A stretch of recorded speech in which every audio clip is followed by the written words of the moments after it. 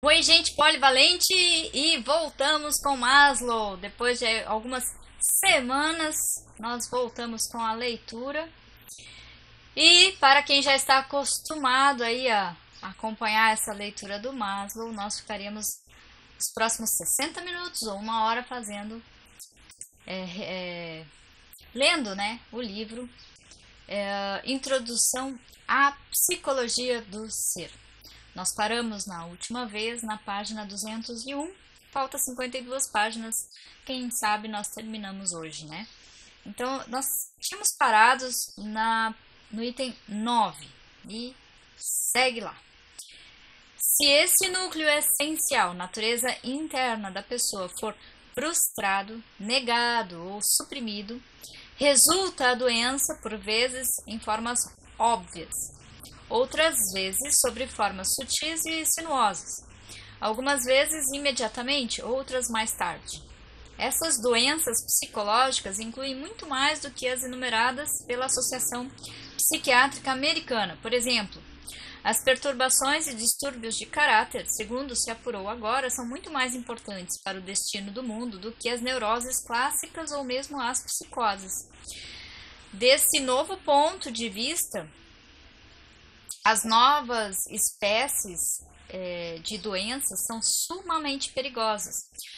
Por exemplo, a pessoa diminuída ou tolhida em seu desenvolvimento, isto é, a perda de qualquer das características definidoras da condição humana ou personalidade, a incapacidade de atingir o seu potencial máximo, a perda de valores e etc. Quer dizer, a doença geral da personalidade é definida como qualquer condição em que a pessoa fica aquém do seu pleno desenvolvimento ou individuação, ou plena realização da sua humanidade.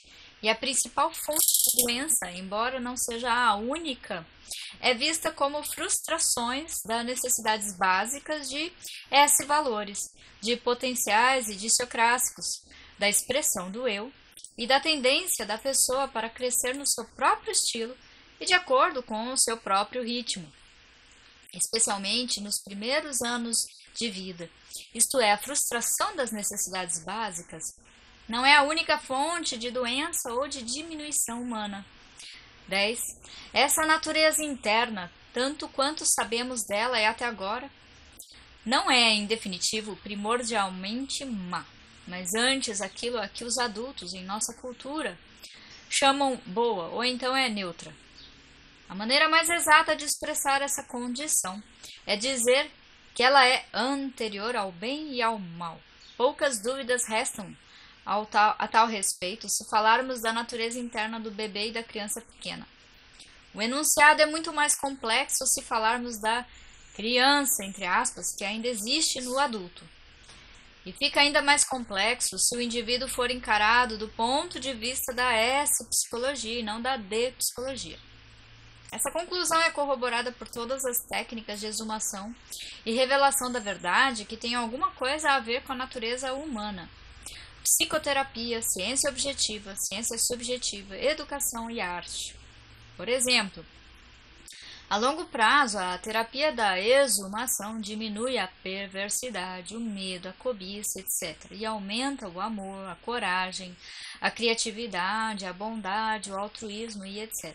Levando-nos à conclusão de que estes últimos sentimentos são mais profundos, mais naturais e mais intrinsecamente humanos do que os primeiros. Isto é, que aquilo a que chamamos mau comportamento é atenuado ou eliminado pela sua revelação, ao passo que o bom comportamento é fortalecido e estimulado pela revelação.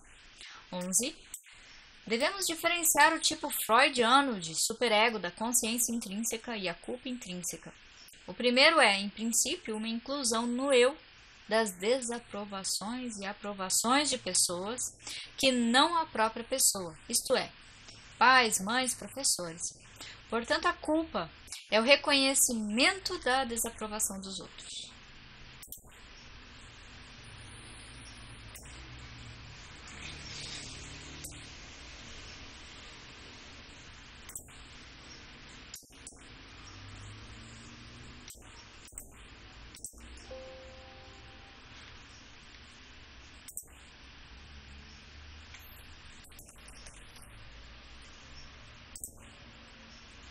Deixa eu só anotar isso daqui. A culpa intrínseca é a consequência da traição à nossa própria natureza interna ou eu, um desvio do caminho da individuação e essencialmente é uma autorreprovação justificada. Portanto, não está tão culturalmente relacionada quanto a culpa freudiana. É verdadeira, entre aspas, ou merecida, entre aspas, ou certa e justa, ou correta, porque constitui uma discrepância em relação a algo profundamente real dentro da pessoa em vez de localismos acidentais, arbitrários ou puramente relativos. Vista assim, a culpa intrínseca é boa, é necessária ao desenvolvimento da pessoa, sempre que esta a mereça. Não é apenas um sintoma a ser evitado a qualquer preço, mas antes um guia interior no desenvolvimento para a individuação, para a autonomia do eu real e das potencialidades. 12. O comportamento mal refere-se principalmente à hostilidade, crueldade e destrutividade injustificadas, à agressividade mesquinha. Não conhecemos o suficiente a este respeito, na medida em que essa qualidade de hostilidade é instintoide. A humanidade tem uma espécie de futuro, na medida em que é reativa, uma resposta ao maltratamento. A humanidade tem uma espécie muito diferente de futuro. A minha opinião é que o peso das provas existentes indica até agora que a hostilidade indiscriminadamente destrutiva é reativa, visto que a terapia de exumação a reduz e muda sua qualidade para uma autoafirmação saudável, vigorosa, hostilidade seletiva, autodefesa, indignação legítima, etc. Em qualquer caso, a capacidade de ser agressivo e colérico encontra-se em todas as pessoas capazes de individuação. Aquelas que estão aptas a deixar fluir a agressividade e a cólera quando a situação externa o exige.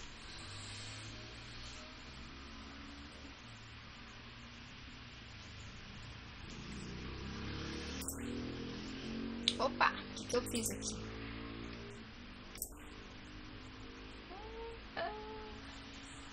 O que eu fiz? Socorro. Voltou? Voltou. Espera aí que eu tô apanhando aqui.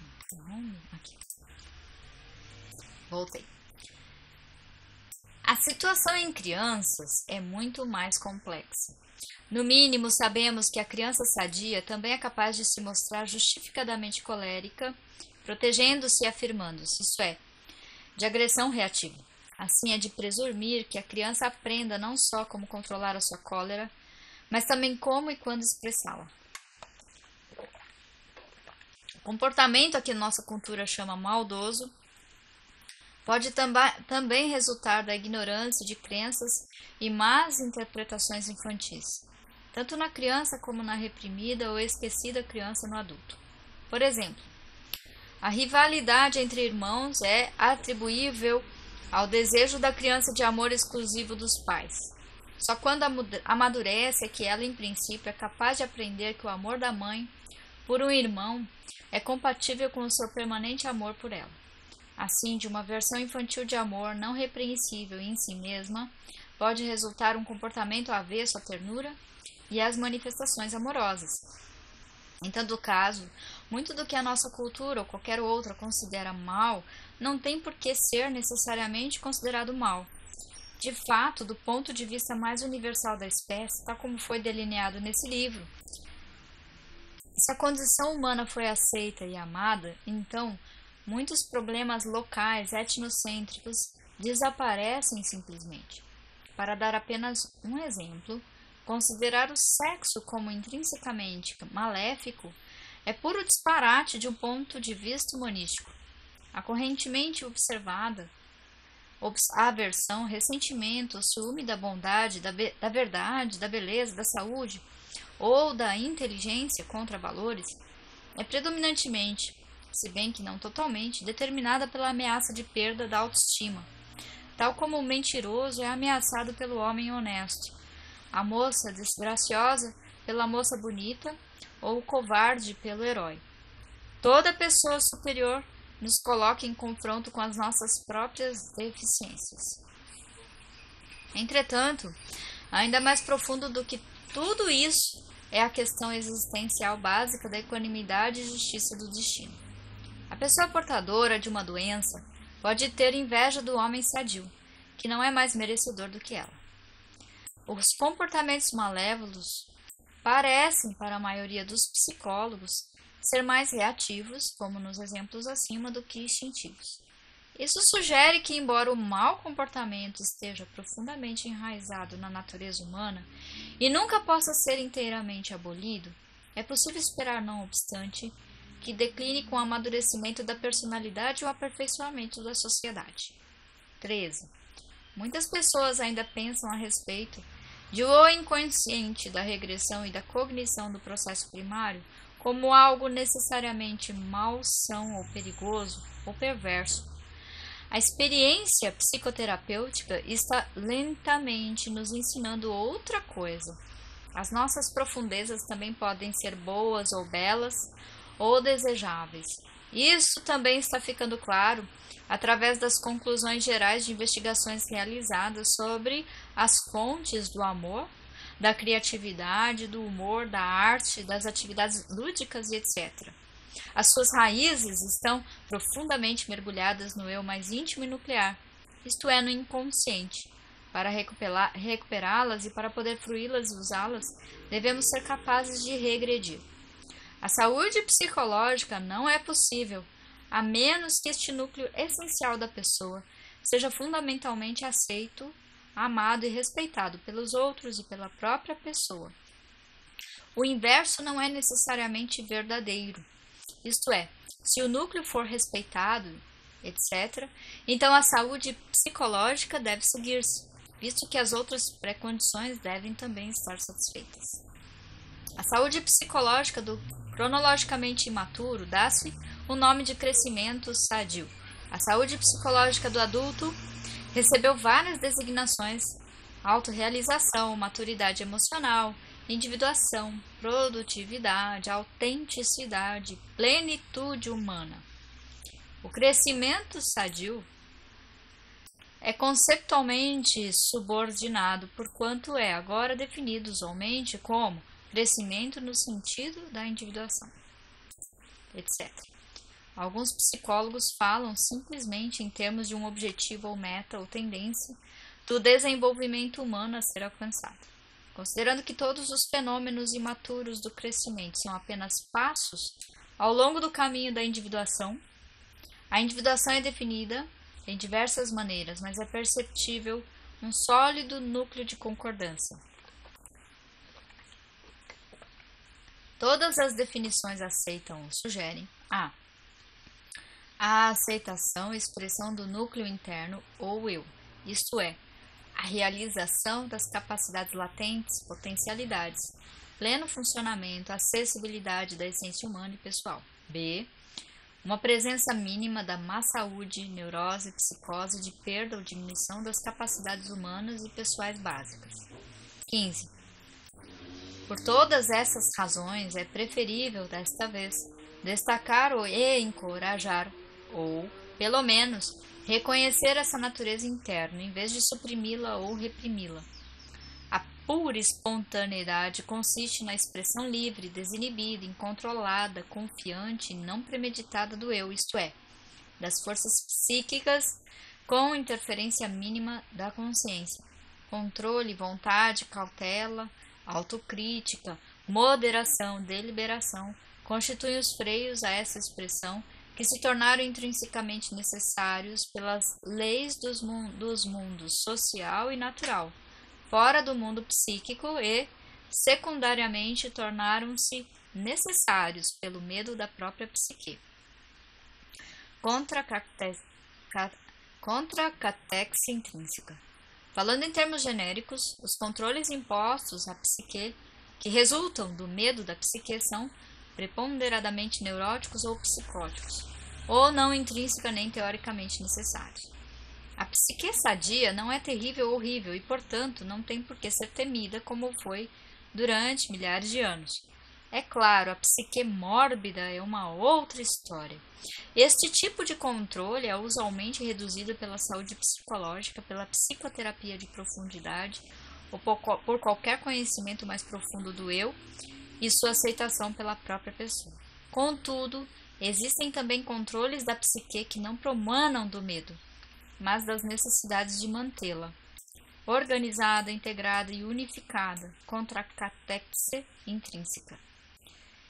E também existem controles, entre aspas, provavelmente no outro sentido, que são necessários quando as capacidades são individuadas e quando se procuram formas superiores de expressão. Por exemplo, a aquisição de aptidões através do trabalho árduo pelo artista, intelectual ou atleta. Mas esses controles são finalmente transcendidos e convertem-se em aspectos da espontaneidade. Quando se integram no próprio eu, propõem o que chamemos a esses controles desejáveis e necessários, controles apolonizantes, porque não põem em dúvida a conveniência ou não da satisfação, mas antes estimulam o prazer mediante a organização, a estetização, o cadenciamento, a estilização e a fruição saborosa da satisfação, por exemplo, no sexo, comer, beber, etc. O contraste é com os controles repressivos ou supressivos. Assim, o equilíbrio entre espontaneidade e controle varia na mesma medida em que a saúde da psique e da saúde do mundo variam. A pura espontaneidade não é possível por muito tempo, dado que vivemos num mundo que se rege pelas suas próprias leis não psíquicas. É possível, entretanto, nos sonhos, fantasias, amor, imaginação, sexo, nas primeiras fases da criatividade, no trabalho artístico, na atividade intelectual, livre associação, etc. O puro controle não é permanentemente possível, visto que então a psique morre. A educação deve ser dirigida, pois, tanto para o cultivo de controles como para o cultivo da expressão e da espontaneidade. Em nossa cultura e nesse ponto da história, é necessário restabelecer o equilíbrio em favor da espontaneidade, da capacidade de ser expressivo, passivo, impensado, confiante em outros processos que não a vontade e o controle, criativo, impremeditado, etc. Mas devemos reconhecer que tem havido e haverá outras culturas e outras áreas em que o equilíbrio se estabeleceu e se estabelecerá em outras direções. No desenvolvimento normal da criança sadia, acredita-se agora que, na maior parte do tempo, se realmente lhe for dada uma livre escolha, ela optará pelo que é bom para o seu crescimento. Assim faz porque ele sabe bem, porque isso lhe dá uma sensação boa, lhe dá prazer ou deleite. Isso implica que a criança sabe melhor do que ninguém o que é melhor para ela. Um regime tolerante não significa que os adultos satisfaçam diretamente as necessidades da criança, mas antes lhe possibilitam satisfazer as suas próprias necessidades. Perfeito, aqui. E fazer as suas próprias escolhas, isto é, deixam-na para ser. Para que as crianças se desenvolvam bem, é necessário que os adultos tenham suficiente confiança nelas e nos processos naturais de crescimento, isto é, não interfiram muito, não as façam crescer, nem as forcem a aceitar planos premeditados. Pelo contrário, as deixem crescer de um modo mais taoísta do que autoritário. Embora este enunciado pareça simples, tem sido, na realidade, extraordinariamente mal interpretado e deixa ser taoísta e o respeito pela criança são, de fato, muito difíceis para a maioria das pessoas que tendem a interpretá-los como tolerância total, indulgência e superproteção, dando-lhe coisas, organizando atividades agradáveis para ela, protegendo-a contra todos os perigos, proibindo-lhe que corra riscos. Amor sem respeito é muito diferente de amor com respeito pelos sinais íntimos da própria criança. 17. Coordenada com essa aceitação do eu, do destino, da vocação própria, está a conclusão de que o principal caminho para a saúde e da autorrealização das massas é através da satisfação e não da frustração das necessidades básicas. Isso está em contraste com o regime supressivo, a desconfiança, o controle, o policiamento que estão necessariamente implícitos na crença numa maldade básica instintiva nas profundezas humanas. A vida intrauterina é completamente gratificante e não frustradora. E hoje é geralmente aceito ser preferível que o primeiro ano de vida também seja primordialmente gratificante e não frustrador.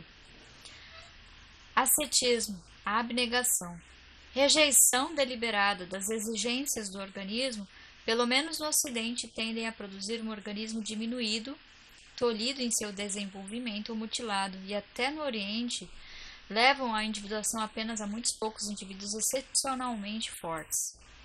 Essa explicação também é frequentemente incompreendida. A satisfação de necessidades básicas é interpretada a miúde como se significasse objetos, coisas, possessões, dinheiro, roupas, automóveis, mas nada disso satisfaz por si mesmo as necessidades básicas, as quais, depois de terem sido contentadas, as necessidades corporais são de 1. Proteção e segurança, 2. Pertença, como numa família, numa comunidade, num clã, num bando, amizade, afeição, amor, 3. Respeito, estima, aprovação, dignidade, amor próprio, 4. Liberdade para o mais pleno desenvolvimento dos talentos e capacidades da pessoa, individuação, realização do eu. Isso parece muito simples, no entanto, poucas pessoas parecem capazes, de qualquer parte do mundo, de assimilar o seu significado. Porque as necessidades menores e mais urgentes são materiais, por exemplo, alimento, abrigo, vestuário. Elas tendem a generalizar isso para uma psicologia da motivação preponderantemente materialista, esquecendo que, assim como existem necessidades básicas, também existem as superiores não materiais. 18. Mas também sabemos que a completa ausência de frustração, dor ou riscos é perigosa.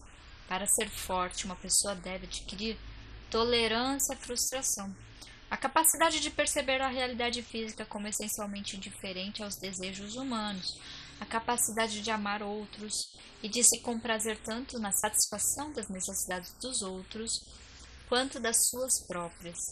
Não usar as outras pessoas apenas como meios.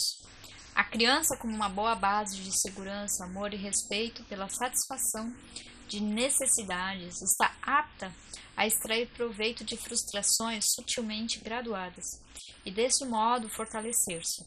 Se elas forem mais do que pode suportar, damos-lhe o nome de traumáticas e consideramos-las mais perigosas do que proveitosas. É por intermédio da inflexibilidade frustradora da realidade física e das outras pessoas e dos animais que aprendemos sobre a sua natureza. E dessa maneira, aprendemos a diferenciar os desejos dos fatos. Que coisas o desejo torna realidade, que coisas acontecem à revelia dos nossos desejos, habilitando-nos, por conseguinte, a viver no mundo e adaptarmos-nos a ele quando necessário. Também tomamos conhecimento das nossas próprias forças e limites, que ampliamos superando dificuldades, esforçando-nos ao máximo, enfrentando desafios e privações e até fracassamos. Pode haver um enorme prazer numa grande luta e esta pode desalojar o medo. Acresce que é este o melhor caminho para a autoestima sadia, a qual se baseia não só na aprovação de outros, mas também nas realizações e êxitos concretos e na autoconfiança realista que daí resulta. A superproteção implica que as necessidades da criança, não satisfeitas para ela pelos pais, sem qualquer esforço próprio. Exatamente, essa é a diferença. Ensinar a criança a satisfazer as próprias necessidades é diferente de os pais satisfazer as necessidades da criança. Isso tende a infantilizá-lo, a impedir o desenvolvimento de sua força, vontade e afirmações próprias. Numa de suas formas A superproteção pode ensinar a criança a usar as outras pessoas em vez de respeitá-las. De outra forma, implica uma falta de confiança e respeito pelos poderes e escolhas da própria criança. Isto é, tem um caráter essencialmente condescendente e insultante, e pode concorrer para fazer com que a criança se sinta inútil e sem valor. 19. Para que o crescimento e a individuação sejam possíveis, é necessário compreender que as capacidades, órgãos e sistemas orgânicos exercem pressão para funcionar e expressar-se, assim como para serem usados e exercidos. É que tal uso é satisfatório, ao passo que o desuso é irritante. A pessoa musculosa gosta de usar os músculos, de fato, tende a usá-los para sentir-se bem e realizar um sentimento subjetivo de um funcionamento harmonioso, bem-sucedido e desinibido, espontaneidade, que é um aspecto tão importante do bom desenvolvimento e da saúde psicológica. O mesmo ocorre com a inteligência, o útero, os olhos, a capacidade de amar. As capacidades clamam por ser usadas e só se calam quando são bem usadas. Quer dizer, as capacidades também são necessidades. Não só é divertido usar as nossas capacidades, como também é necessário ao crescimento. A aptidão, a capacidade ou órgão não usados podem converter-se num centro de doença, ou então atrofiam-se e desaparecem, diminuindo assim a pessoa. 20. O psicólogo age na pressuposição de que para seus propósitos existem duas espécies de mundo, duas espécies de realidade, o mundo natural e o mundo psíquico. O mundo dos fatos inflexíveis e o mundo dos desejos, esperanças, medos e emoções. O mundo que é regido por leis não psíquicas e o mundo que se rege por leis psíquicas. Essa diferenciação não é muito clara, exceto em seus extremos, onde não há dúvida de que os delírios, sonhos e livres associações são legítimas, e, no entanto, profundamente diferentes da legitimidade da lógica e da legitimidade do mundo que prevaleceria se a espécie humana se extinguisse. Esse pressuposto não nega que esses mundos estão relacionados e podem até fundir-se. Poderei dizer que muitos ou a maioria dos psicólogos atuam de acordo com essa suposição, embora estejam perfeitamente dispostos a admitir que se trata de um problema filosófico insolúvel. Qualquer terapeuta deve pressupô-lo ou então renunciar à sua atividade. Isto é típico do modo como os psicólogos contornam as dificuldades filosóficas e atuam como se certos pressupostos fossem verdades, muito embora improváveis. Por exemplo, a suposição universal de responsabilidade, de força de vontade, etc. Um aspecto da saúde é a capacidade de viver em ambos esses mundos. 21. A imaturidade pode ser contrastada com maturidade do ponto de vista motivacional, como um processo de satisfazer as necessidades por deficiência em sua ordem apropriada. Maturidade ou individuação deste ponto de vista significa transcender as necessidades por deficiência. Esse estado pode ser descrito, pois, como metamotivado ou não motivado. Se as deficiências forem vistas como únicas motivações, também pode ser descrito como individuacionante, ser mais expressivo do que interatuante. Desconfiamos que este estado de ser é sinônimo de ser autêntico, de ser uma pessoa, de ser plenamente humano. O processo de crescimento é o processo de vir a ser uma pessoa. Ser uma pessoa é diferente. 22. A imaturidade também pode ser diferenciada da maturidade em termos da capacidade cognitiva e também em função das capacidades emocionais. As cognições imatura e madura foram excelentemente descritas por Werner e Piaget. Podemos agora acrescentar outra diferenciação entre decognição e S-cognição. D igual deficiência e S igual a ser. A decognição pode ser definida como as cognições que são organizadas do ponto de vista das necessidades básicas ou necessidades por deficiência, e a sua satisfação ou frustração, isto é, a decognição poderia ser chamada cognição egoísta, na qual o mundo está organizado em gratificadores e frustradores das nossas próprias necessidades, sendo as outras características ignoradas ou desprezadas. A cognição do objeto per se em seu próprio ser, sem referência às suas qualidades de satisfação ou frustração de necessidades. Isto é, sem referência primária ao seu valor para o observador ou aos seus efeitos sobre ele. Pode ser chamada essa cognição, cognição objetiva eu transcendente altruísta. O paralelo com a maturidade não é perfeita em absoluta.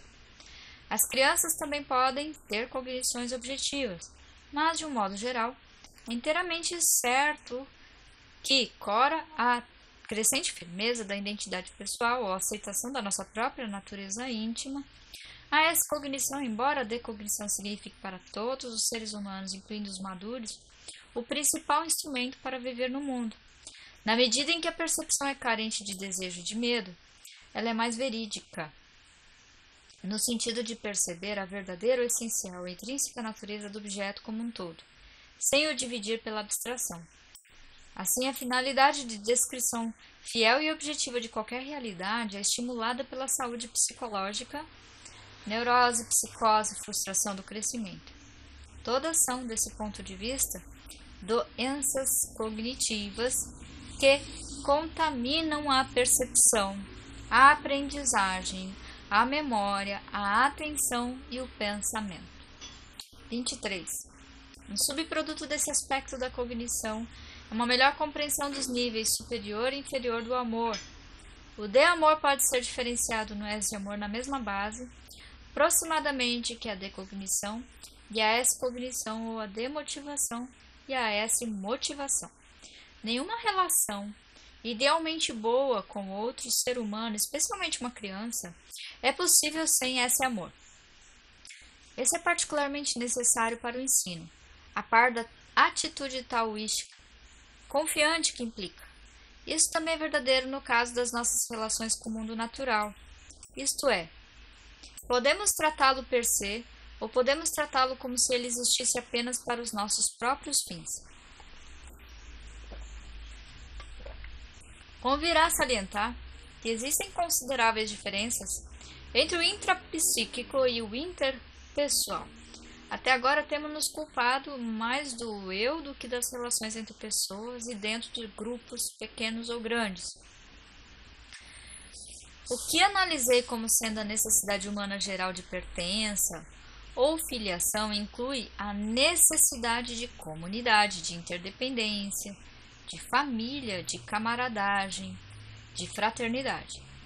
Através do Cianon, da educação tipo Esalen, dos alcoólicos anônimos, dos grupos T e dos grupos de encontro básico, além de muitos outros grupos semelhantes de ajuda pessoal via fraternidade, aprendemos repetidamente que somos animais sociais de uma forma fundamental. Em última instância, é claro, a pessoa forte precisa estar apta a transcender o grupo, quando necessário, entretanto, perfeito.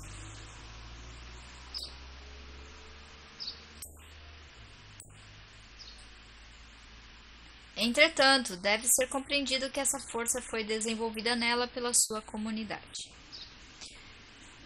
24. Conquanto, em princípio, a individuação seja fácil, na prática ela raramente acontece, pelos seus critérios, certamente em menos de 1% da população adulta. Para isso, existem inúmeras razões em vários níveis de discursos, incluindo todas as determinantes da psicopatologia que atualmente conhecemos. Já mencionamos uma razão cultural principal, isto é, a convicção de que a natureza intrínseca do homem é maldosa ou perigosa. Uma determinante biológica para a dificuldade de realizar um eu maduro, notadamente que os humanos já não possuem instintos fortes que lhe indiquem inequivocadamente o que fazer, quando, onde e como. Existe uma sutil, mas extremamente importante diferença entre considerar-se a psicopatologia como um bloqueio ou evasão, ou medo de desenvolvimento no sentido da individuação, e pensar-se nela ao estilo médico, como equivalente a uma invasão de fora por tumores, venenos ou bactérias a qual não tem relação alguma com a personalidade que está sendo invadida. A diminuição humana, a perda de potencialidades e capacidades humanas é um conceito mais útil do que o de doença para os nossos fins teóricos. 25. O crescimento possui não só recompensas e prazeres, mas também muitas dores intrínsecas e sempre terá. Cada passo em frente é um passo no desconhecido e possivelmente é perigoso. Também significa renunciar a algo que era familiar, bom e satisfatório. Com frequência, significa uma despedida e uma separação, mesmo uma espécie de morte antes da ressurreição, com a nostalgia, o medo, a solidão e o pranto consequentes. Também significa, a miúde, o abandono de uma vida mais simples, mais fácil e menos esforçada, em troca de uma vida mais exigente, mais responsável e mais difícil. O crescimento faz-se a despeito dessas perdas e, portanto, requer coragem, vontade, deliberação e vigor no indivíduo, assim como proteção, complacência e encorajamento do meio, especialmente no caso da criança. 26. Portanto, é útil pensar no crescimento ou falta dele como resultante de uma dialética entre as forças que estimulam o progresso e as forças que o desencorajam. Regressão, medo, dores de crescimento, ignorância, etc. O crescimento tem vantagens e desvantagens. O não crescimento tem não só desvantagens, mas também vantagens. O futuro puxa, mas o passado também. Não há somente coragem, mas também medo. O modo ideal total de crescer sadiamente é, em princípio, incentivar todas as vantagens do crescimento progressivo e todas as desvantagens do não crescimento, e diminuir todas as desvantagens do crescimento progressivo e todas as vantagens do não crescimento. As tendências homeostáticas, as tendências de redução das necessidades e os mecanismos freudianos de defesa não são tendências de crescimento, mas, com frequência, são posturas defensivas, redutoras de dor do organismo, mas são necessárias e nem sempre patológicas, de um modo geral, são prepotentes em relação às tendências de crescimento. 27. Tudo isso implica um sistema naturalista de valores, um subproduto da descrição empírica das tendências mais profundas da espécie humana e de indivíduos específicos. O estudo do ser humano pela ciência ou pela introspecção pode descobrir para onde ele se dirige, qual é sua finalidade na vida, o que é bom para ele, o que é mal para ele, o que é o que o fará sentir-se virtuoso, o que é o que o fará sentir-se culpado. Por que a escolha do bem lhe é frequentemente difícil? Quais são os atrativos do mal? Observe-se que a palavra deve não precisa ser usada. Tal conhecimento do homem também é relativo ao homem unicamente e não pretende ser absoluto. 28. Uma neurose não faz parte do núcleo interior, mas é antes uma defesa contra ele ou uma evasão dele, assim como uma expressão distorcida desse núcleo sob a égide do medo. Usualmente, é um compromisso entre o esforço para encontrar a satisfação de necessidades básicas, uma forma encoberta, disfarçada ou ilusória, e o medo gerado por essas necessidades, satisfações e comportamentos motivados. Expressar necessidades, emoções, atitudes, definições e ações neuróticas significa não expressar plenamente o núcleo íntimo ou o eu real.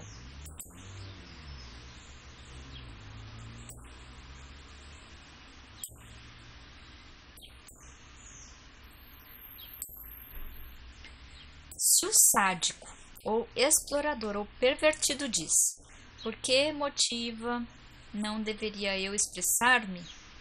Por exemplo, matando? Ou por que motivo não deveria eu realizar-me? A resposta se lhes dá é que tal expressão constitui uma negação das tendências instintoides ou núcleo interior e não uma sua expressão. Isso aqui é muito importante. Seria matar uma outra pessoa, seria uma atitude anti-humana por si só, antibiológica, vamos dizer assim. Interessante. Cada necessidade ou emoção ou ação neurotizada é uma perda de capacidade para a pessoa, algo que ela pode ou não se atreve a fazer, exceto de uma forma insatisfatória, furtiva ou mesquinha. Além disso, a pessoa perdeu usualmente o seu bem-estar subjetivo, a sua vontade e o seu sentimento de autodomínio. a sua capacidade de prazer, a sua autoestima, etc. Como ser humano, ela está diminuída. 29. O estado de ser, sem um sistema de valores, é, como estamos aprendendo, psicopatogênico. O ser humano necessita de uma estrutura de valores, uma filosofia de vida, uma religião ou um substitutivo da religião porque possa pautar sua vida e compreensão, aproximadamente do mesmo sentido em que precisa de sol, cálcio ou amor. A isso chamei a necessidade cognitiva de compreender, entendi. É um conjunto de valores próprios. Né? As doenças de valor que resultam de um estado de carência de valores são chamadas, entre outras designações, anedonia, anomia, apatia, amoralidade, desânimo, cinismo, etc. E também podem redundar em doenças somáticas. Historicamente, encontramos-nos num interregno de valores em que todos os sistemas de valores externamente dados provaram ser fracassados. Os políticos, econômicos, religiosos, etc. Por exemplo, nada existe porque vale a pena morrer.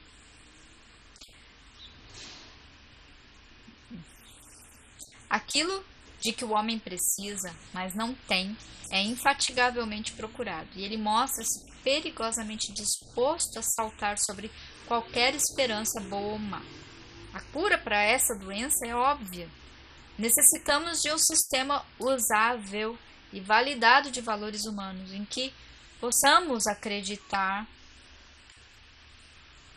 e a que nos possamos devotar, dispostos a morrer por eles, porque são verdadeiros e não porque sejamos exortados a crer e a ter fé.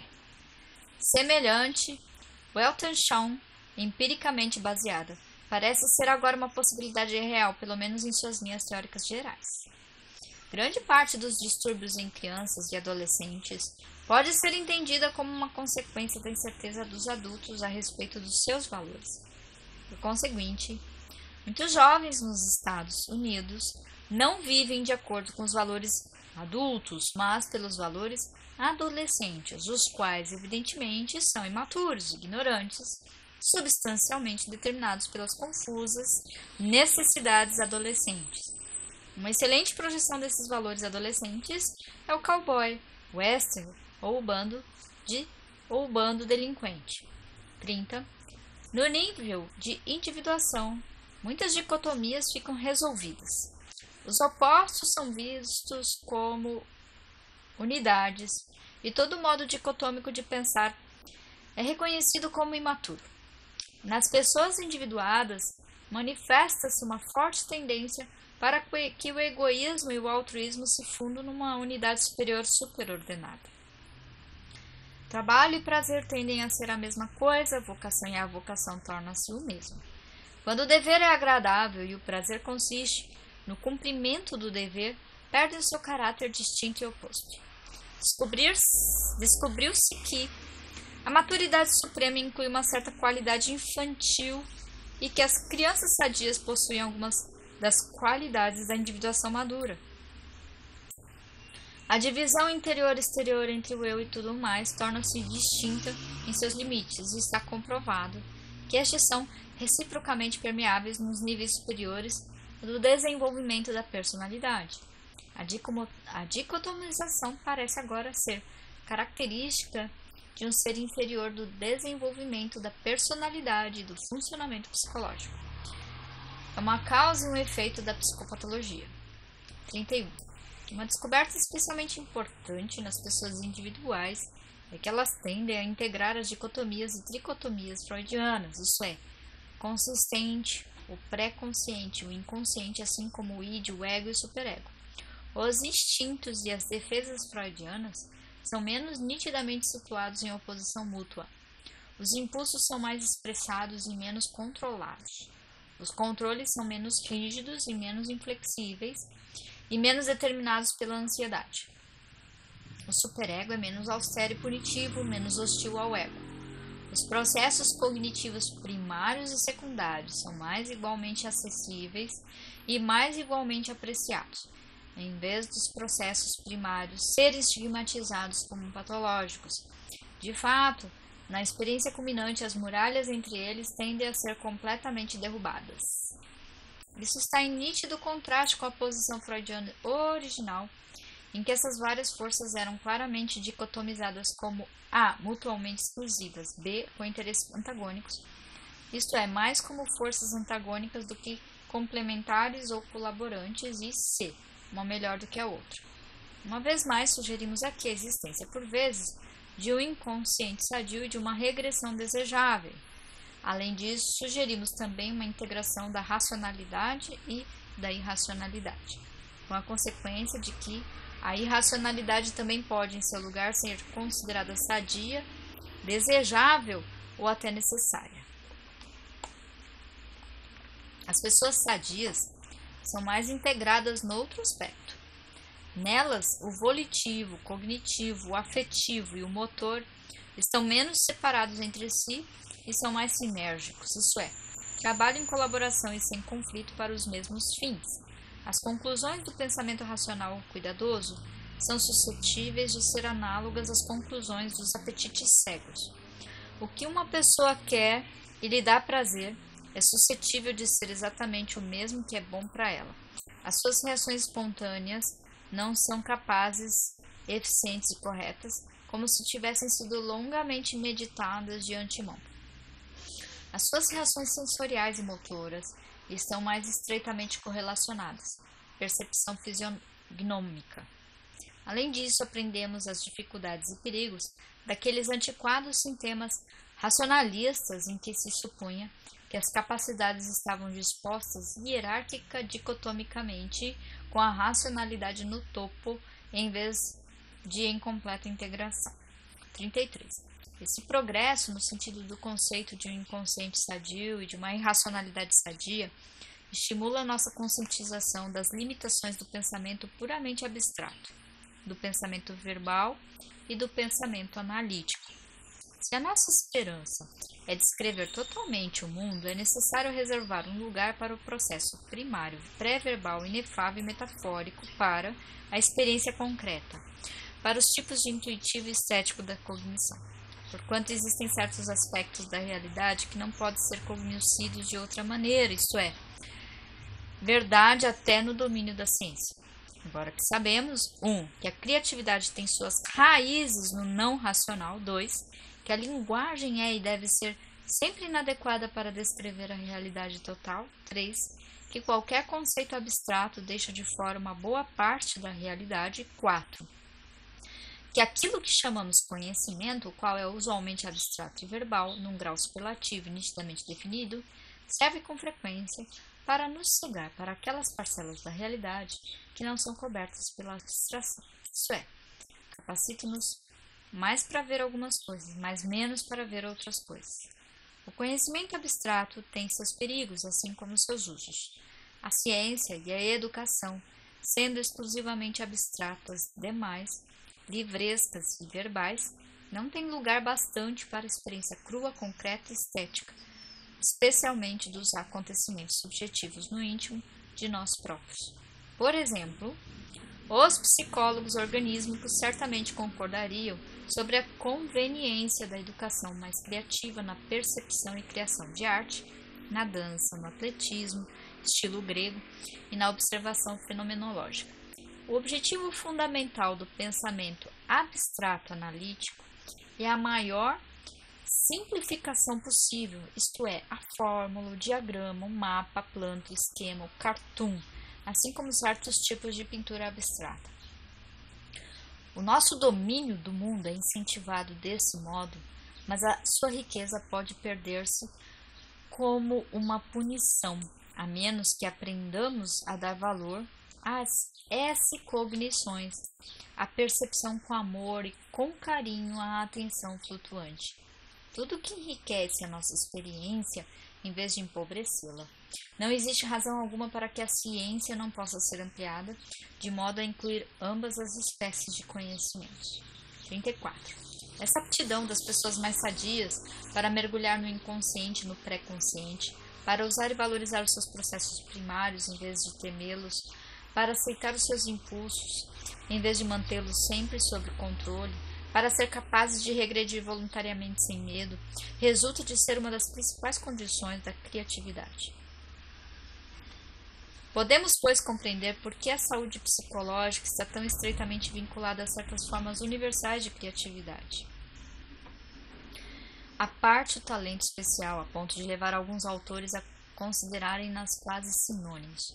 Este mesmo vínculo entre saúde e integração de forças racionais e irracionais, processos conscientes e inconscientes, primários e secundários, também nos permite compreender por que as pessoas psicologicamente sadias são mais capazes de gozar, amar, rir, divertir-se, fazer humor, dizer tolices, ser caprichosas e fantasiosas, ser agradavelmente birutas e, de um modo geral, permitir, apreciar e dar valor às experiências emocionais em geral e às experiências culminantes, em particular, e tê-las mais frequentemente. Isso nos leva à forte suspeita de que aprender ad hoc a capacidade de fazer todas essas coisas pode ajudar a criança a progredir no sentido da saúde. 35. A percepção e criação estéticas e as experiências estéticas culminantes são consideradas um aspecto central da vida humana, assim como da psicologia e da educação, em vez de um aspecto periférico. Isto é verdade por numerosas razões. 1. Todas as experiências culminantes são, entre outras características, integrativas das divisões do interior da pessoa, entre pessoas dentro do mundo e entre a pessoa e o mundo. Como um aspecto da saúde, a integração, as experiências culminantes são movimentos no sentido da saúde e em si mesmas são saúdes momentâneas. 2. Essas experiências dão validade à vida, isto é, tornam a vida digna de ser vivida. Isso constitui certamente uma importante parte da resposta à questão: por que é que não cometemos todos o suicídio? 3. Elas são válidas em si mesmas, etc. 36. A individuação não significa uma transcendência de todos os problemas humanos. Conflito, ansiedade, frustração, tristeza, mágoa e culpa podem ser encontrados sem exceção nos seres humanos sadios. Em geral, o movimento com a crescente maturidade, face dos pseudo-problemas neuróticos para os problemas reais, inevitáveis, existenciais, que são inerentes à natureza do homem, mesmo em sua melhor forma, vivendo numa espécie particular de mundo, mesmo que não seja neurótico. Ele pode ser perturbado por um sentimento real, desejável e necessário de culpa, em vez da culpa neurótica, que não é desejável e nem necessária, por uma consciência intrínseca em vez do superego freudiano.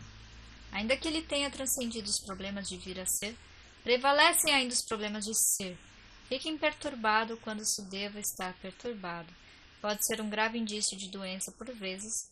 As pessoas enfatuadas têm de ser intimadas para se darem conta da realidade. 37. A individuação não é geral, tem lugar através da feminilidade ou masculinidade, que são prepotentes em relação à humanidade geral, isto é, uma pessoa deve ser primeiro uma mulher sadia, plenamente realizada em sua feminilidade, ou um homem realizado em sua masculinidade antes que se torne possível a individuação humana geral. Também existem algumas provas de que diferentes tipos constitucionais se realizam de forma algo distintas, porque têm diferentes eus interiores a individuar. 38. Outro aspecto decisivo do desenvolvimento sadio do eu e da plena condição humana é o abandono das técnicas usadas pela criança em sua fragilidade e pequenez para adaptar-se aos fortes, grandes, onipotentes, oniscientes adultos. Ela tem que substituí-las pelas técnicas de ser forte e independente, de ser ela própria um pai ou uma mãe. Isso envolve especialmente o abandono do desesperado desejo infantil, do amor total e exclusivo dos pais, ao mesmo tempo que aprende a amar outras pessoas. A criança deve aprender a satisfazer as suas próprias necessidades e desejos, em vez das necessidades dos pais, e tem que aprender a satisfazer ela própria seus desejos e necessidades, em vez de depender dos pais para que o façam por ela. Fantástico.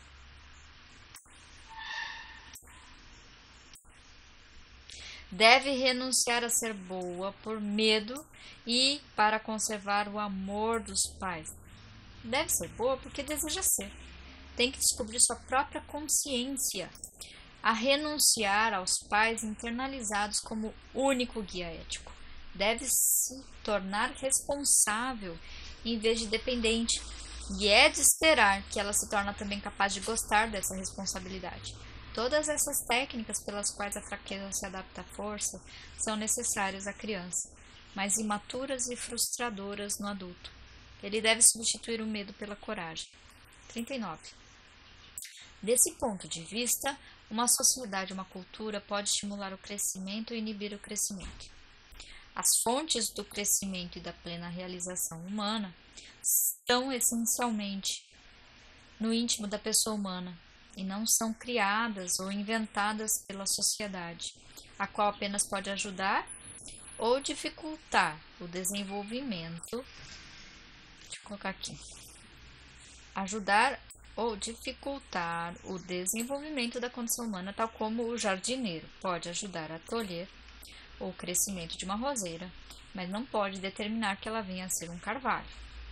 Isso assim é mesmo quando sabemos que uma cultura é condição sine qua non para a realização plena da condição humana, por exemplo, a linguagem, o pensamento abstrato, a capacidade de amar.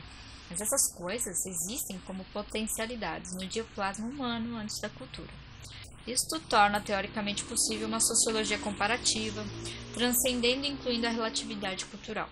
A melhor, entre aspas, cultura satisfaz todas as necessidades humanas básicas e permite a individuação. As culturas mais pobres, não. O mesmo é válido para a educação. Na medida que estimula o crescimento no sentido da individuação, é uma boa educação. Assim que falamos em boas ou más culturas e as consideramos meios de não fins, entra logo em questão o conceito de ajustamento. Devemos indagar a que espécie de cultura ou subcultura a pessoa bem ajustada está bem ajustada. O ajustamento não é necessariamente em definitivo sinônimo de saúde psicológica. 40.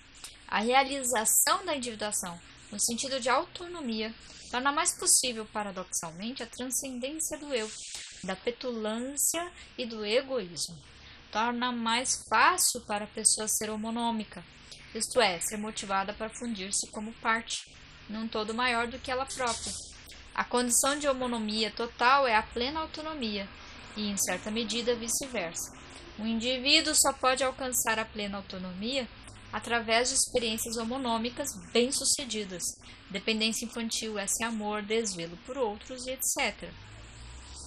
É necessário falar de níveis de homonomia, cada vez mais amadurecimento, e diferenciar uma baixa homonomia, de medo, fraqueza e regressão, de uma alta homonomia, de coragem total, de confiança, autonomia, um baixo nirvana, alto nirvana, uma união transcendente e uma união ascendente.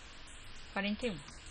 O importante problema existencial é criado pelo fato das pessoas individuadas e todas as pessoas suas experiências culminantes viverem ocasionalmente fora do tempo e fora do mundo, atemporais e espaciais, se bem que a maioria delas deva viver no mundo exterior. A vida no mundo psíquico interior, que é regido por leis psíquicas e não pelas leis da realidade exterior, isto é, no mundo da experiência, da emoção, dos desejos, medos e esperanças, do amor, da poesia, arte, fantasia, é diferente na vida, e adaptação à realidade não psíquica, que se rege por leis que o indivíduo nunca fez e não são essenciais à sua natureza, embora tenha que viver de acordo com elas. Ele poderia, afinal de contas, viver em outras espécies de mundos, como qualquer fã da ficção científica sabe. A pessoa que não tem medo do seu mundo psíquico interior é capaz de fruí-lo a tal ponto que se lhe pode dar o nome de céu, em contraste com o mais afanoso, fatigante, externamente responsável mundo da realidade.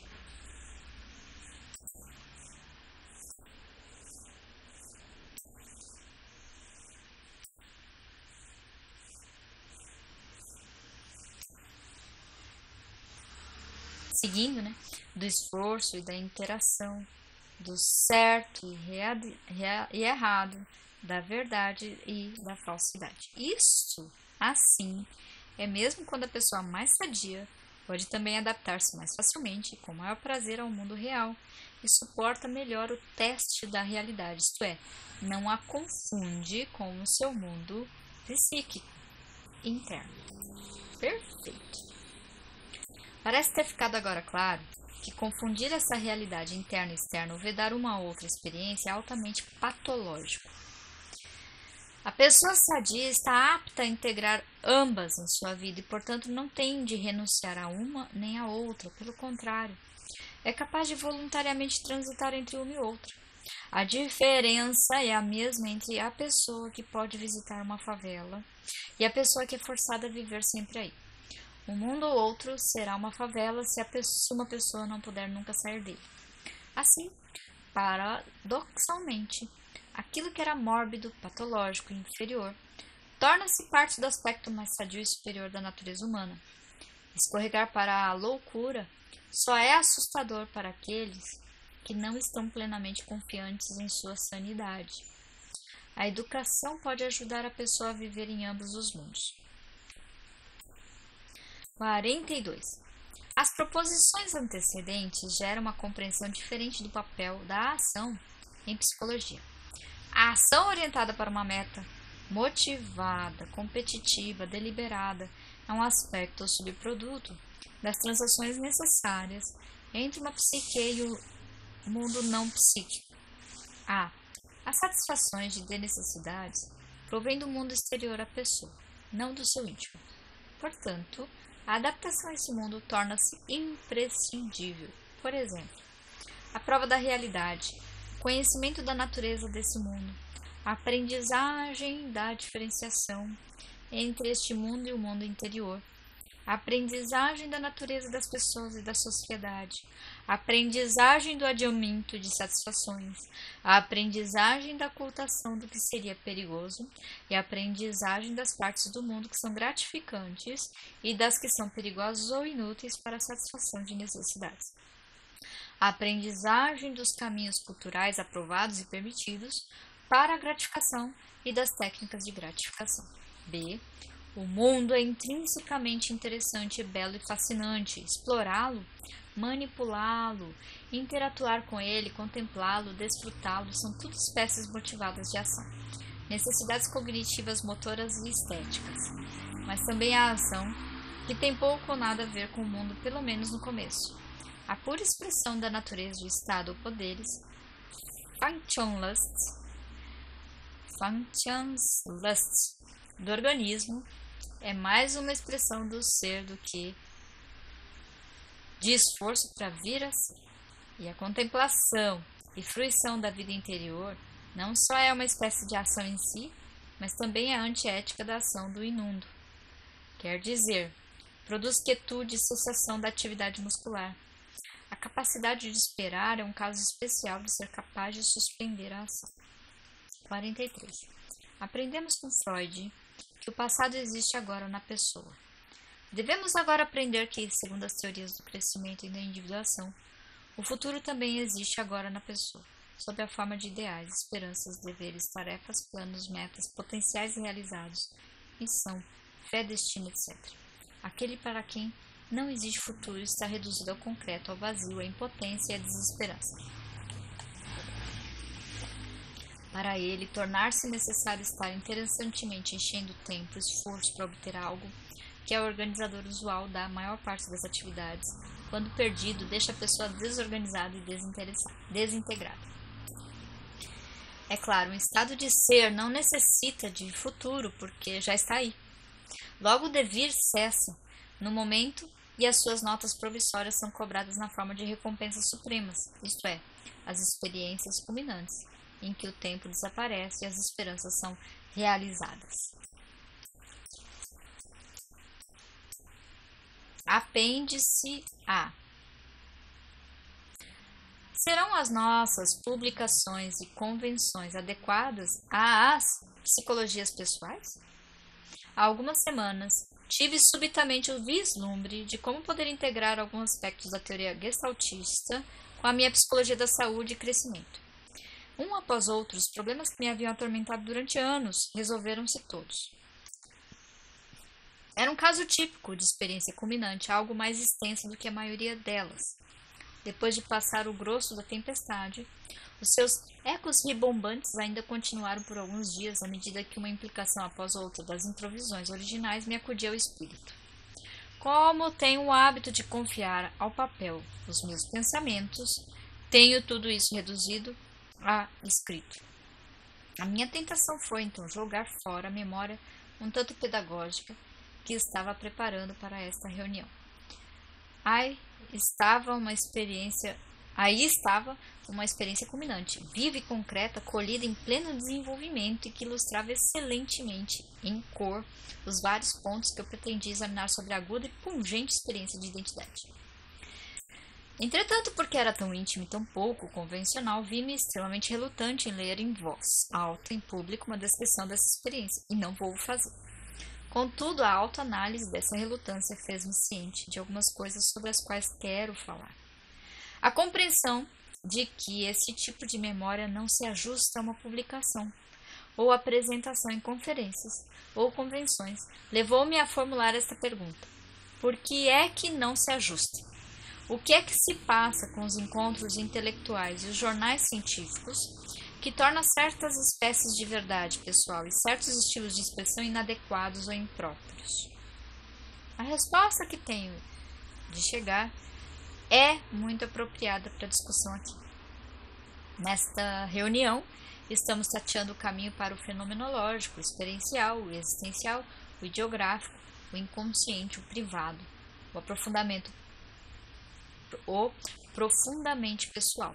Mas ficou claro para mim que estamos tentando fazê-lo numa atmosfera ou moldura intelectual herdada, que é inteiramente inadequada e fria e que poderíamos chamar até proibitiva. As nossas revistas, livros e conferências são primordialmente adequados à comunicação e debate do racional, do abstrato, do lógico, do público, do impessoal, do nomoético, do repetível, do objetivo e não emocional. Por conseguinte, pressupõe justamente aquelas coisas que nós, psicólogos personalistas, estamos procurando mudar. Por outras palavras, incorrem em petição de princípio. Um resultado é que, como terapeutas ou observadores do eu, ainda somos forçados pelo costume acadêmico a falar sobre as nossas próprias experiências ou as dos nossos pacientes, mais ou menos da mesma maneira que falaríamos sobre bactérias ou sobre a lua, ou sobre os ratos brancos, pressupondo a divisão sujeito-objeto, pressupondo que estamos desprendidos, distantes e não envolvidos, pressupondo que nós, os objetos da percepção, não somos afetados nem alterados pelo ato de observação, pressupondo que podemos separar o eu do tu, pressupondo que todas as observações, pensamentos, expressões e comunicações devem ser sempre frios e jamais calorosos. Enfim, pressupondo que a cognição só pode ser contaminada ou distorcida pela emoção, etc. Uma palavra, insistimos em tentar usar os cânones e modos tradicionais da ciência impessoal em nossa ciência pessoal, mas estou convencido de que isso não funcionará. Também é óbvio para mim que a revolução científica que alguns de nós estamos agora cozinhando, na medida em que construímos uma filosofia da ciência suficientemente ampla para incluir o conhecimento experiencial, deverá ampliar-se também dos modos tradicionais da comunicação intelectual. Devemos tornar explícito aquilo que nós aceitamos implicitamente, que o nosso gênero de trabalho é, com frequência, profundamente sentido e promana de bases pessoais profundas, que nos fundimos por vezes com os objetos de estudo, em vez de nos separarmos deles, que estamos quase sempre profundamente envolvidos e que devemos estar, se não quisermos que o nosso trabalho seja uma fraude. Também devemos aceitar honestamente e expressar francamente e profunda verdade de que a maior parte do nosso trabalho objetivo é simultaneamente subjetiva. Que o nosso mundo exterior é frequentemente isomórfico com o nosso mundo interior. Que os problemas externos com que lidamos cientificamente também são a miúde os nossos próprios problemas internos. Que as nossas soluções para esses problemas também são, em princípio, autoterapias em sua mais ampla acepção. Isso é mais agudamente verdadeiro para nós, os cientistas personalistas, mas em princípio, também é verdade para os nossos cientistas impessoais. A busca de ordem, lei, controle, previsibilidade, legitimidade nos astros e nas plantas é frequentemente isomórfica com a busca de lei, controle, etc., internos. A ciência impessoal pode, por vezes, ser uma fuga, uma defesa contra a desordem e o caos internos, contra o medo da perda de controle. Ou, em termos mais genéricos, a ciência impessoal pode ser, e verifiquei, com bastante frequência, uma fuga ou defesa contra o pessoal dentro de nós próprios e dentro de outros seres humanos, uma aversão ao impulso ou à emoção, até por vezes uma repulsa pela condição humana ou o medo dela. Obviamente é insensato tentar realizar o trabalho da ciência pessoal numa estrutura que se baseia na própria negação do que estamos descobrindo. Não podemos avançar para o conhecimento experiencial usando apenas o instrumento da abstração. Analogamente, a separação sujeito-objeto desencoraja a fusão. A dicotomização proíbe a integração. Respeitar o racional, o verbal e o lógico como a única linguagem da verdade inibe-nos em nosso estudo necessário do não racional, do poético, do mítico, do vago, do processo primário, do onírico. Os métodos clássicos, impessoais e objetivos que funcionaram tão bem para alguns problemas não funcionam bem com esses mais recentes problemas científicos. Devemos ajudar os psicólogos científicos, entre aspas, a entender que estão trabalhando na base de uma filosofia da ciência, não a filosofia da ciência, e que qualquer filosofia da ciência que sirva primordialmente é uma função de exclusão. É apenas uma série de cortinas que servem mais para ocultar do que para revelar. É mais um obstáculo do que uma ajuda. Todo mundo, toda a experiência deve estar aberto ao estudo. Nada, nem mesmo os problemas pessoais, precisa estar vedado à investigação humana. Caso contrário, colocar-nos-emos forçosamente na posição de idiota em que alguns sindicatos se imobilizaram, em que unicamente os carpinteiros podem tocar em madeira, e os carpinteiros podem tocar unicamente madeira. Para não mencionar também o fato de que, se os carpinteiros tocam em algo, é ipso facto madeira, por assim dizer, madeira honorária. Os novos materiais, os novos métodos devem, portanto, ser irritantes e até ameaçadores. Devem representar catástrofes e não oportunidades. Também quero lembrar as tribos primitivas que tem que colocar todo mundo no sistema de parentesco. Se aparece um forasteiro que não pode ser colocado, não há maneira alguma de resolver o problema, exceto matando o recém-chegado. Sei que esses comentários podem facilmente ser mal interpretados como um ataque à ciência, não são, pelo contrário. Estou sugerindo que ampliemos a jurisdição da ciência de modo a incluir os seus domínios dos problemas e os dados da psicologia pessoal e experiencial. Muitos cientistas abdicaram desses problemas, considerando-os não científicos. Entretanto, endossá-los aos não cientistas apenas fortalece e apoia aquela separação do mundo da ciência e do mundo das humanidades que atualmente interioriza ambos. Uma pausa aqui, o que ele está falando é renascença, voltando a fazer a junção da arte, da ciência, da filosofia, da polivalência. Volta para o texto. É o máximo. Quanto às novas espécies de comunicação, é difícil conjecturar exatamente o que deve acontecer. Certamente, devemos ter mais do que já encontramos ocasionalmente na literatura psicanalítica, saber, a discussão da transferência e da contra-transferência. Devemos aceitar mais estudos ideográficos para as nossas revistas, tanto biográficos quanto autobiográficos. Há muito tempo, John Dollar prefaciou seu livro sobre o Sul como uma análise dos seus próprios preconceitos. Também devemos aprender a fazer isso. Certamente deveríamos ter mais relatos e informações sobre as lições aprendidas na psicoterapia pelas próprias pessoas tratadas, mas autoanálise como On Not Being Able to Pain, de Merrill Milner, mais casos como os historiadores por Eugenia Hartmann mais relatórios verbatim de toda espécie de contatos interpessoais. O mais difícil de tudo, porém, a ajuizar pelas minhas próprias inibições, será a abertura gradual das nossas revistas e jornais a artigos e ensaios escritos em estilo rapsódico, poético ou de livre associação. A comunicação de alguns gêneros de verdade é melhor realizada dessa maneira, por exemplo, a qualquer das experiências culminantes. Não obstante, isso vai ser duro para todos. Compiladores mais astutos seriam necessários para a terrível tarefa de separar o cientificamente útil da grande inundação de tolices que certamente ocorreria logo que essa porta fosse aberta. Tudo o que posso sugerir é uma prova cautelosa. Apêndice B. É possível uma psicologia social normativa? Este livro é inequivocamente uma psicologia social normativa, quer dizer, aceita a busca de valores como uma das tarefas essenciais e execuíveis de uma ciência da sociedade. Está, pois, em direta contradição com aquela ortodoxia que exclui os valores da jurisdição da ciência, afirmando com efeito que os valores não podem ser descobertos ou revelados, mas apenas estabelecidos arbitrariamente por decreto pelos não cientistas.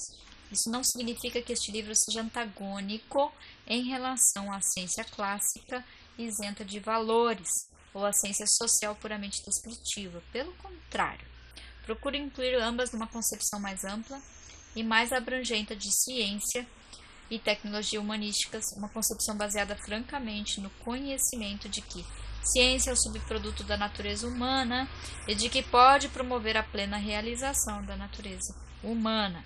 Desse ponto de vista, uma sociedade ou qualquer instituição social podem ser caracterizadas como fatores que incentivam ou dificultam a autorrealização dos seus indivíduos. Neste livro, uma questão básica consiste nisto: que condições de trabalho, que espécies de trabalho, que espécies de administração e que espécies de recompensas ajudarão a natureza humana a desenvolver-se sadiamente até atingir a sua estatura mais completa e a sua estatura máxima. Isto é, que condições de trabalho são as melhores para a realização pessoal, mas também podemos encarar isso por outro ângulo e indagar: aceita a existência de uma sociedade razoavelmente próspera e de pessoas razoavelmente sadias ou normais, cujas necessidades mais básicas, satisfação em alimento, abrigo, roupas, sejam garantidas? Então, como podem tais pessoas querer seus próprios interesses promover as finalidades e valores de uma organização? Como teriam de ser mais bem tratados? Em que condições trabalharão melhor? Que recompensas, tanto monetárias como não monetárias, farão com que elas trabalhem melhor? Quando sentirão que trata de sua organização? O que surpreenderá muita gente é a clara indicação apoiada por uma crescente literatura de pesquisas de que, sob certas condições sinérgicas, esses dois grupos de bens, o bem do indivíduo e o bem da sociedade, podem se aproximar tanto e cada vez mais ao ponto de serem mais sinônimos do que antagônicos. As condições eupsianas de trabalho são frequentemente boas, não só para a plena realização pessoal, mas também para a saúde e prosperidade da organização. Fábrica, hospital, universidade, assim como para a quantidade e qualidade dos produtos e serviços fornecidos pela organização. O problema de administração em qualquer organização ou sociedade pode ser abordado, pois, em uma nova maneira, como estabelecer as condições sociais em qualquer organização, de forma que as metas do indivíduo se conjuguem ou fludam com metas da organização. Quando é que isso é possível? Quando é impossível? Ou prejudicial? Quais são as forças que estimulam a sinergia social individual? Que forças, por outro lado, aumentam o antagonismo entre a sociedade e o indivíduo? Obviamente, tais interrogações relacionam-se com as questões mais profundas de vida pessoal e social, da teoria social, política e econômica e até da filosofia em geral. Por exemplo, o meu recém-publicado livro Psychology of Science demonstra a necessidade e a possibilidade de uma ciência humanística transcender os limites autoimpostos da ciência mecanomórfica livre de valores. E pode-se também supor que a teoria econômica clássica, baseada como está numa teoria inadequada de motivação humana, seja igualmente suscetível de ser revolucionada pela aceitação da realidade biológica das necessidades humanas superiores, incluindo o impulso para a individuação e o amor pelos valores supremos. Estou certo de que algo semelhante também é também verdadeiro no tocante à ciência política, à sociologia e todas as ciências e profissões humanas e sociais. Tudo isso tem o fito de enfatizar que o presente livro não é a respeito de alguns novos truques de administração ou alguns segredos ou técnicas superficiais que possam ser empregados para manipular os seres humanos mais eficientemente para fins que não são deles próprios. Isso não é um guia para a exploração. Não. Trata-se mais de um confronto claro entre um conjunto básico de valores ortodoxos e outro sistema de valores mais recente que pretende ser não só mais eficiente, como também mais verdadeiro. Extrai algumas das consequências verdadeiramente revolucionárias da descoberta de que a natureza humana tem sido insuficientemente valorizada, de que os homens têm sua natureza superior, que é tão instintoide quanto sua natureza inferior, e que essa natureza superior inclui as necessidades de trabalho significativo, de responsabilidade, criatividade, ser justo, equânime, de fazer o que é digno de ser feito e preferir fazê-lo bem. Pensar em recompensa em termos de dinheiro unicamente é claramente obsoleto em tal enfoque. É certo que a satisfação das necessidades inferiores pode ser comprada com dinheiro, mas quando elas já estão satisfeitas, então as pessoas são motivadas apenas por espécies superiores de pagamento. Filiação, afeição, dignidade, respeito, apreciação, honra. Faz sentido. Assim como pela oportunidade de individuação e a promoção de valores supremos, verdade, beleza, eficiência, excelência, justiça, perfeição, ordem, legitimidade, etc. Aqui fica, obviamente, muita coisa sobre o que pensar. Não só para os marxistas e freudianos, mas também para o autoritário político ou militar ou patrão do tipo mandão ou o, entre aspas, liberal. E a bibliografia vem e nós terminamos. Minha opinião sobre esse último adendo aqui, esse apêndice proposto pelo Maslow, é que é bonito no papel, né? Mas quando você vai pensar, vamos organizar a sociedade do ponto de vista humanístico, começa a dar problema, né? Então, eu sempre vou tender para que o ser humano seja livre e ele decida se ele vai se encaixar nesse sistema ou se ele vai se organizar com outras pessoas que também querem ser livres e naturalmente as coisas se organizam. Quando vem a ideia de institucionalizar qualquer coisa, não vai dar certo, tá? Mas tudo bem, teoricamente parece bonito, né? Mas, gente, terminamos então a introdução à psicologia do ser. Chegamos ao final da obra. Depois eu vou organizar todo esse conteúdo e fazer uma síntese de acordo com as necessidades. Este livro, na minha opinião, satisfez muito bem a minha busca em relação às necessidades. Nós já no caminho aqui, já lemos paralelamente aqui em casa outros livros, né? Tem outros autores que já estão sintetizando as necessidades. Eles também falam nessa linha do Maslow, né? De necessidade por deficiência. Eles também vão falar aí eles vão chamar, não vão chamar de neuróticas, mas as necessidades neuróticas é o modo como o Maslow ele se refere, né, às necessidades por deficiência.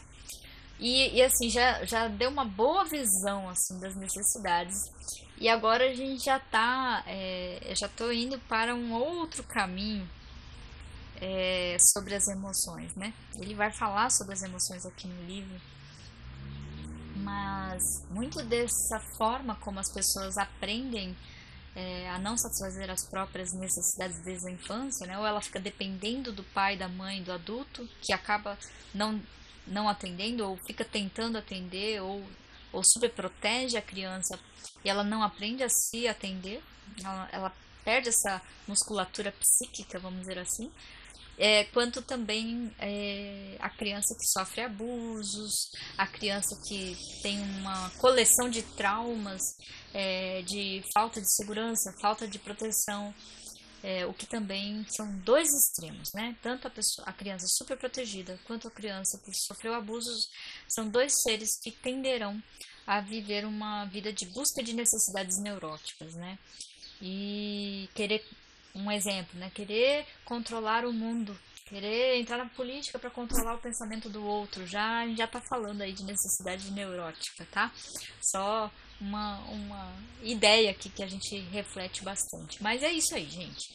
Eu vou refletir aqui.